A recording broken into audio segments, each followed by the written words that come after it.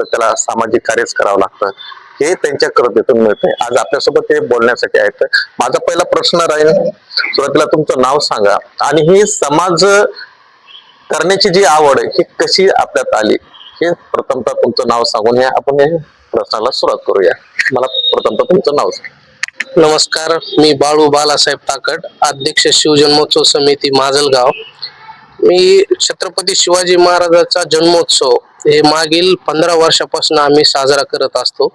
पण छत्रपती शिवाजी महाराजांचा जन्मोत्सव साजरा करत असताना की बाबा छत्रपती शिवरायांचा फक्त जयघोष करून या ढोल ताशाच्या गजरामध्ये मिरवणूक काढून त्यामध्ये छत्रपती शिवरायांना अनुसरून असं कुठलंही कार्य होणार नाही. तर आपण अशा एका कार्याची सुरुवात करायला पाहिजे ज्यामधून लोकांचं कल्याण होईल, काही कुटुंब त्याच्यामध्ये बसतील. जसे की छत्रपती शिवरायांच्या काळामध्ये जर कोणत्या कुटुंबावर संकटाची वेळ आली तर महाराज त्यांना धावून जायचे. तर आपलंही कार्य छत्रपती शिवरायांना प्रेरितच असलं पाहिजे असा उद्देश ठेवून आपण सर्वधर्मीय सामूहिक विवाह सोहळ्याची सुरुवात केली. अच्छा, आता सामुदायिक विवाह सोहळ्यामध्ये जो गोरगरीब आहेत ते तुमच्याशी जोडलेले असतात आणि या ठिकाणी अनेक तुम्ही कुटुंब उभे केलेले आहेत, एकंदरीत आनंद कसा असतो हे सगळं बघून?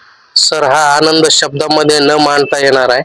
कारण ज्या वेळेला आपण पाहतो की जर आपल्या याच्यामध्ये जर सगळ्यात मोठा जर घरामध्ये कुठला प्रश्न असतो तर लोक म्हणतात की घर पाहावे बांधून आणि लग्न पाहावे करून. अगदी बरोबर. या युक्तीप्रमाणेच जर एखाद्या शेतकरी कुटुंबातील एखादी जर मुलगी असेल, तिचे वडील समजा फॅक्टरीला जात असतील किंवा तिची परिस्थिती खूप हालाकीची असेल, ती भूमिहीन असेल, तर अशा आई वडिलांना तिचं लग्न करणं हे न परवडणारं असते.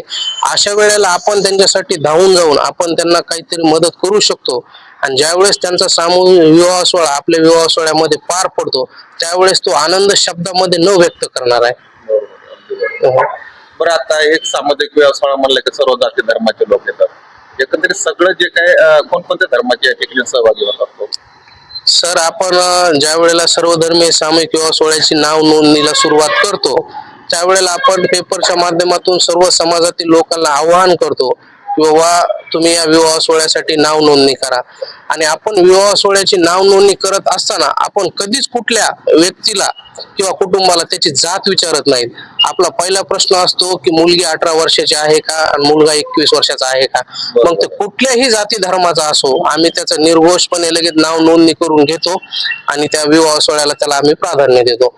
आणि आजपर्यंत झालेल्या विवाह सोहळ्यामध्ये अशी कुठलीच जात नाही की त्या जातीचा विवाह सोहळा आपल्या सामुदायिक विवाह सोहळ्यामध्ये झाला नाही. साळी, माळी, कोळी, धनगर, मराठा, वंजारी सर्व जाती धर्मातील लोकांचे विवाह सोहळ्यामध्ये झालेला आहे. एवन मुस्लिम समाजाचा सुद्धा विवाह आपल्या शिवजन्मोत्सवानिमित्त असतो. तर आता हे सगळं करत असताना एक कार्यवरती कसं नियोजन असतं बरं? सर, नियोजन करत असताना यासाठी खूप वेळ द्यावा लागतो. जवळपास 19 फेब्रुवारी जर संपली, जर हा कार्यक्रम 2025 साली एखाद्या उदाहरणार्थ लोकांसाठी संपतो, पण त्याचं नियोजन हे 2025 सालापासूनच सुरू ठेवावं लागतं जेणेकरून 2026 पर्यंत त्या कामाचा ओझ आपल्या अंगावरती येत नाही आणि हळूहळूपणे ते 2026 पर्यंत आम्ही ते काम पूर्ण करतो. अशा माध्यमातून आजपर्यंत हा विवाह सोहळा अविरतपणे चालू आहे.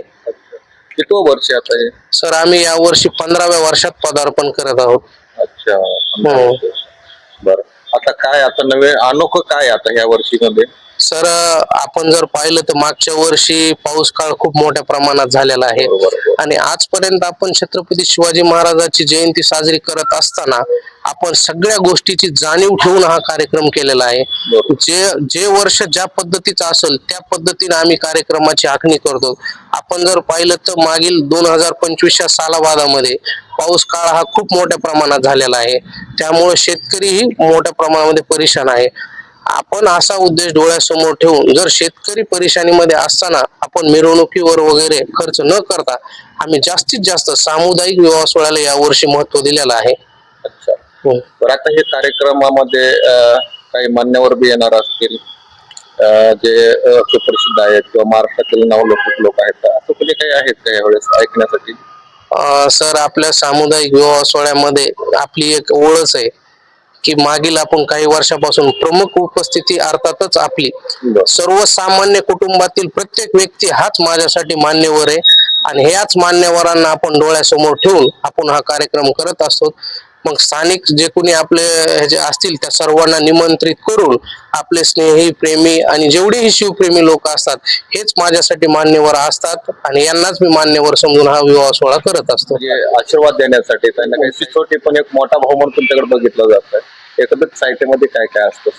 सर आपण जसं की आपण आपल्या स्वतःच्या घरामध्ये ज्या वेळेला आपल्या एखाद्या बहिणीचं लग्न असतं आणि त्या बहिणीला लग्नामध्ये आपण ज्या पद्धतीने आहेर करतो, मग आहेरामध्ये आपण फार हळदी कुंकू लावण्यापासूनचे जे कार्यक्रम आणि विधी असतात, मग त्याच्यामध्ये अलंकार आला, सोन्याचं मंगळसूत्र आलं, चांदीचे जोडवे आले, चांदीचे चैन आले व रंगनाथ तामण व शेवट वस्तू सोपाशी कपाटपड, म्हणजे एकंदरीत संसारामध्ये उभा राहण्यासाठी ज्या ज्या गोष्टीची आवश्यकता असते अशी कुठलीही गोष्ट आम्ही त्यामध्ये सोडत नाही.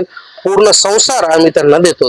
इव्हन त्यांचा आहेरामध्ये त्यांचा ड्रेस असेल, मुलीचा शालू असेल, चप्पल बूट असेल, मेकअपची बाई असेल, या सर्व गोष्टी आम्ही त्यांना देतो. फोटोवाल्यापासून तर कॅमेरावाल्यापर्यंत त्यांनी काही सुद्धा करायचं नाही.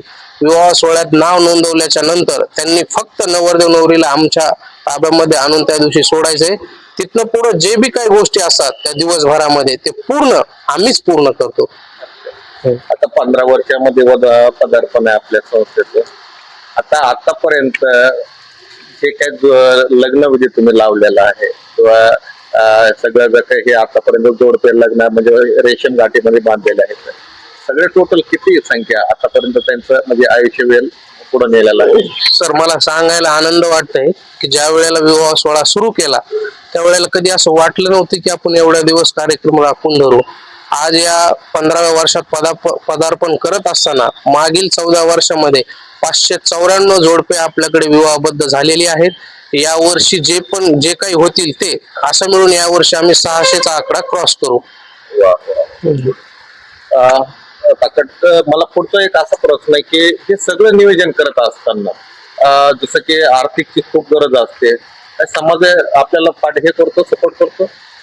सर निश्चितच लोक चांगल्या मताचे पण खूप आहेत, पण सर आम्ही छत्रपती शिवरायांना आमची अशी प्रार्थना आहे की बाबा आपल्याला ते विवाह सोहळा करण्यामागे जे बी काही पाठबळ असतं, मग तो आर्थिक असो सगळं असो, ते आम्हाला तू मजबूतरित्या आम्हाला तू सांभाळ, जेणेकरून आम्ही कोणाला मार्केटमध्ये कोणाला आर्थिकची भर झळ न देता आम्हीच हा सामूहिक विवाह सोहळा कसा पार पडू याकडेच आमचं जास्तीत जास्त लक्ष असतं. सर तर आता नाव नोंदणी चालू आहे का?